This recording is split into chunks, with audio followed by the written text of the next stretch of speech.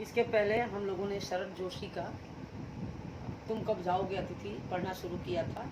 पहले वीडियो में मैंने यहाँ तक पढ़ाया था कि इनके बारे में हमने बता ही दिया कि चैप्टर का नाम ही है तुम कब जाओगे अतिथि।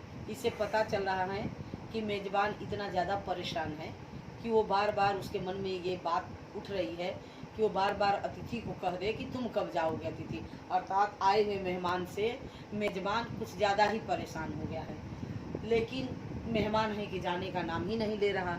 इसी पर ये पाठ है कि बार बार हमारे भारतीय संस्कृति में ये है कि अतिथि देवो भव, लेकिन ऐसा अतिथि जो मेहमान को परेशानियाँ, उससे अनेक परेशानियाँ उस मेहमान से मेज़बान को होने लगती है, तो ये कहने पर मजबूर हो जाता है कि तुम कब जाओगे अतिथि। यहाँ से पढ़ाई हो चुकी थी कि किसी लॉन्ड्री पर दे देते हैं। इधर मेज़बान सोचता है, लेखक सोचते हैं कि कल अतिथि चला जाएगा, और या सोचते हैं आज की रात सो लिया, सुबह उठते ही वो बोलेगा कि अब मैं जाना चाहता हूँ, और एक प्रेम से, एक स्नेह से भावभीनी विदाई देकर अतिथि को हम पति पत्नी स्टेशन छोड़ने जाएंगे। लेकिन इसके ठीक विपरीत अतिथि आकर के लेखक से कहता है मेज़बान से कि किसी कपड़ा धुलने को देना है। अब बेचारा मेज़बान परेशान, अब वो सोचता है कि इसे जाने को कैसे कहूँ, तो इनडायरेक्टली ये शब्द कहता है कि किसी लॉन्ड्री पर दे देते हैं कि मेहमान को ये पता चल जाए कि वो मुझे चाहता है कि जल्दी कपड़ा धुल जाए, वो जल्दी वापस जाए। किसी लॉन्ड्री पर दे देते हैं, जल्दी धुल जाएंगे। मैंने कहा, मन ही मन एक विश्वास पड़ रहा था कि तुम्हें जल्दी जाना है। मन में ये विश्वास था कि अब तुम्हें जल्दी जाना है। अब मेहमान कहता है कहाँ है लॉन्ड्री, चलो चलते हैं। मैंने कहा और अपनी सहज बनियान पर औपचारिक कुर्ता डालने लगा। बनियान, लोग घर में अक्सर बनियान पर ही रहते हैं, लेकिन जब बाहर निकलते हैं तो उस पर कुर्ता पहन लेते हैं। तो वही सहज बनियान पर औपचारिक रूप से कुर्ता डालने लगा। कहाँ जा रहे हैं, पत्नी ने पूछा। इनके कपड़े लॉन्ड्री पर देने हैं, मैंने कहा। मेरी पत्नी की आंखें एकाएक बड़ी हो गई। अब ध्यान दीजिए, आदमी की आंखें कब बड़ी होती है, किन किन परिस्थितियों में, जब बहुत ज्यादा खुशी होता है तो आश्चर्य में कहता है वाह, तो आंखें बड़ी होती है। जब व्यक्ति अचानक कोई ऐसी बात उसके दिल पर चोट कर जाती है तो आंखें बड़ी होती है। तो यहाँ पर लेखक की पत्नी, मेजबान की पत्नी, और मेजबान को ये आशा थी, वो पहले ये पूछ के ये उत्तर सुनना चाहती थी कि ये कहे कि ये जा रहे हैं, इन्हें स्टेशन छोड़ने जा रहे हैं। लेकिन ये उनके कानों में बात सुनने की बजाय उनके कानों में क्या बात सुनाई पड़ती है, और मेजबान यानी लेखक उनसे क्या कहते हैं, इनके कपड़े लॉन्ड्री पर देने हैं। मैंने कहा। मेरी पत्नी की आंखें एकाएक बड़ी हो गई। आज से कुछ बरस पूर्व उनकी ऐसी आंखें देख मैंने अपने अकेलेपन की यात्रा समाप्त कर बिस्तर खोल दिया था।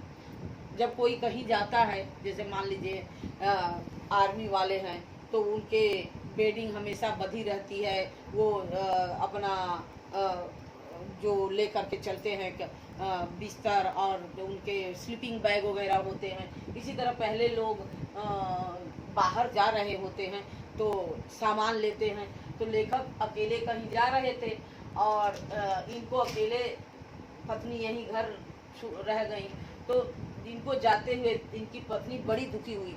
उनके हृदय में बहुत आघात लगा। उनकी आंखें उस समय बड़ी हुई थी, और आज वही दिन उनको लेखक को याद आ रहा कि जब उनकी आंखें एकाएक बड़ी हो गई। आज से कुछ बरस पूर्व उनकी ऐसी आंखें देख मैंने अपने अकेलेपन की यात्रा समाप्त कर बिस्तर खोल दिया था। मैंने अपना जाना जो है स्थगित कर दिया, रोक दिया। पर अब जब वही आंखें बड़ी होती है तो मन छोटा होने लगता है। वे इस आशंका और भय से बड़ी हुई थी कि अतिथि अधिक दिनों ठहरेगा। मतलब अब बस नहीं है कि उनके दुख को कम करे। एक समय ऐसा था कि पत्नी के दुख को देखकर इन्होंने अपने जाने की यात्रा स्थगित कर दी, लेकिन आज इनके बस में नहीं है कि मेहमान को ये गेट आउट बोल सके, और ये बिल्कुल चुपचाप हो जाते हैं। और आशंका निर्मूल नहीं थी, और मेरी ये आशंका निर्मूल मतलब बिना जड़ की नहीं थी। इसके पीछे छुपा था कि मेहमान द्वारा हर दिन एक नई परिस्थिति पैदा करना। तुम जा नहीं रहे, लॉन्ड्री पर दिए कपड़े धुल कर आ गए। अब देखो, कपड़े भी धुल के आ गए हैं, फिर भी मेहमान नहीं जा रहा, और तुम यही हो। तुम्हारे भरकम शरीर से सलवटे पड़ी चादरें बदली जा चुकी। जिस बेड पे अतिथि आया था, रुका था, तो चादर भी चेंज हो गई, और तुम यही हो। तुम्हें देखकर फूट पड़ने वाली मुस्कुराहट धीरे धीरे फीकी पड़कर अब लुप्त हो गई है। मतलब देख करके सुबह सोकर उठते थे, एक दूसरे को देखते थे, हंसते थे, मुस्कुराते थे, वो भी अब समाप्त हो गई। ठहाकों के रंगीन गुब्बारे जो कल तक इस कमरे के आकाश में उड़ते थे, ठहाकों मतलब हंसी का, जो एक साथ बैठ करके हंसते थे और हंसी पूरा कमरे में फैल जाता था, अब दिखाई नहीं पड़ते। बातचीत की उछलती हुई गेंद चर्चा के क्षेत्र के सभी कोनों से टप्पे खाकर फिर सेंटर में आकर चुप पड़ी है। मतलब गेंद बच्चे जब खेलते हैं तो एक बच्चा खेलता है, दूसरा खेलता है, एक मारता है दूसरा, तो इस तरह से वो उसी तरह से लेखक, उनकी पत्नी और आया हुआ मेहमान आपस में बातचीत करते थे, वो बात समाप्त करते थे तो वो करते थे वो। लेकिन आज क्या है, आज अब बातचीत भी समाप्त हो गई, अब कोई किसी से बात नहीं कर रहा। जो कल तक इस कमरे के आकाश में अब दिखाई नहीं पड़ते। बातचीत की उछलती हुई गेंद चर्चा के क्षेत्र के सभी कोनों से टप्पे खाकर फिर सेंटर में आकर चुप पड़ी है। अब इसे न तुम हिला रहे हो न मैं। कल से मैं उपन्यास पढ़ा हूँ, तुम फिल्मी पत्रिका के पन्ने पलट रहे हो। शब्दों का लेन देन मिट गया और चर्चा के विषय चुप गए।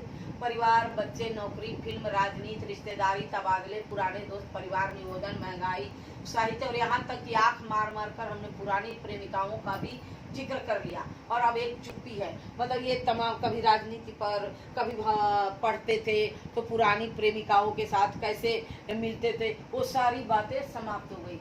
अब जो है दोनों चुप है, एक उपन्यास पढ़े, फिल्मी पत्रिका के पन्ने पलट रहे। शब्दों का लेन देन मिट गया, चर्चा के विषय चुप गए। आंख मारकर हमने पुरानी प्रेमिकाओं का भी जिक्र कर लिया और अब एक चुप्पी है। सौहार्द अब सनय सनय बोरियत में रूपांतरित हो रहा। जो एक दूसरे के प्रति प्रेम की भावना थी, अब वहां पर बोरियत की भावना हो गई। भावनाएं गालियों का स्वरूप ग्रहण कर रही हैं।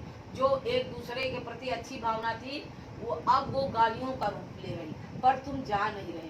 किस अदृश्य बोध से तुम्हारा व्यक्तित्व यहाँ चिपक गया है, मैं इस भेद को सब परिवार नहीं समझ पा रहा हूँ। ऐसा फेविक्विक से मेहमान चिपका हुआ है जिसे लेखक नहीं समझ रहा। बार बार यह प्रश्न उठ रहा है, तुम कब जाओगे अतिथि, जैसा कि पाठ का नाम ही है। कल पत्नी ने धीरे से पूछा, कब तक टिकेंगे ये? मैंने कंधे उचका दिए। क्या कह सकता हूँ, मैं तो आज खिचड़ी बना रही हूँ, हल्की रहेगी, बनाओ। सत्कार की उष्मा समाप्त हो गई। जो सत्कार मतलब आदर की जो गर्मी थी, उष्मा यानी गर्मी, वो समाप्त हो रही थी। डिनर से चले थे, जब लेखक आए तो डिनर का प्रबंध किया था। आज खिचड़ी तक की नौबत आ गई, खिचड़ी पर आ गए। अब भी अगर तुम, लेखक कह रहे हैं मेहमान से, कह क्या रहे, अपने मन में सोच रहे। कहते तब तो मेहमान शायद चला जाता, लेकिन वो मन में सोच रहे। अपने बिस्तर को गोलाकार रूप नहीं प्रदान करते।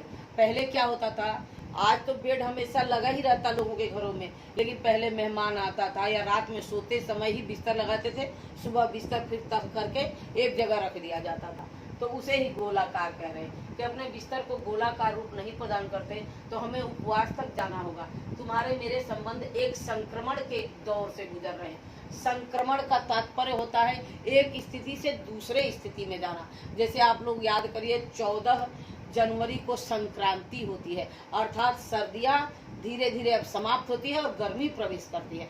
तो पहले जब मेहमान आया लेखक के घर, तो जो प्रेम की भावना थी, अब उस प्रेम की भावना में खटास पड़ने लगा, गाली का रूप देने लगे। तो ये तमाम बातें क्या संक्रमण के दौर से। तुम्हारे जाने का यह चरम क्षण है, तुम जाओ ना अतिथि, मन में कह रहे हैं। तुम्हें यहाँ अच्छा लग रहा है ना, मैं जानता हूँ दूसरों के यहाँ अच्छा लगता है। अगर बस चलता तो सभी लोग दूसरों के यहाँ रहते, पर ऐसा नहीं हो सकता। अपने घर की महत्ता के गीत इसी कारण गाए गए हैं। होम को इसी कारण स्वीट होम कहा गया है कि लोग दूसरे के होम की स्वीटनेस को काटने न दौड़े। मतलब अपना घर मीठा, ऐसा कहा गया है कि आप अपने घर में रहो, अपना घर स्वर्ग है। अगर किसी एक का घर स्वर्ग हो जाए तो पूरी दुनिया कहेगा कि अरे चलो उसका घर स्वर्ग है। ऐसा नहीं, अपने घर को स्वर्ग कहा गया है। तो अपने घर में रहो, दूसरे के स्वीटनेस को क्यों काटने दौड़ रहे हो। इसी कारण स्वीट होम कहा गया है कि लोग दूसरे के होम की स्वीटनेस को काटने न दौड़े।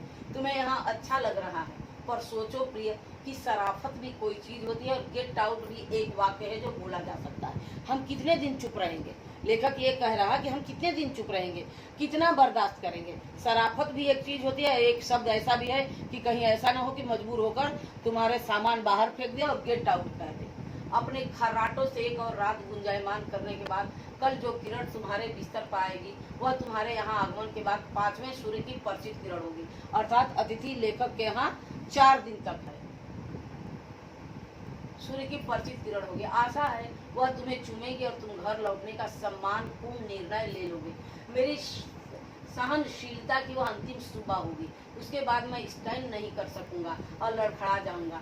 मेरे अतिथि, मैं जानता हूँ कि अतिथि देवता होता है, पर आखिर मैं भी मनुष्य हूँ। मैं कोई तुम्हारी तरह देवता नहीं। एक देवता और एक मनुष्य अधिक देर साथ नहीं रहते।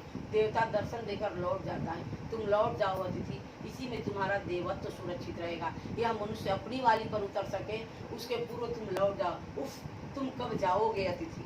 अपनी वाली पर, अर्थात हम तुम्हें कहीं बेइज्जत करके घर से न निकाल दे, इसलिए हे अतिथि इज्जत बरकरार रहे और तुम लौट जाओ। धन्यवाद।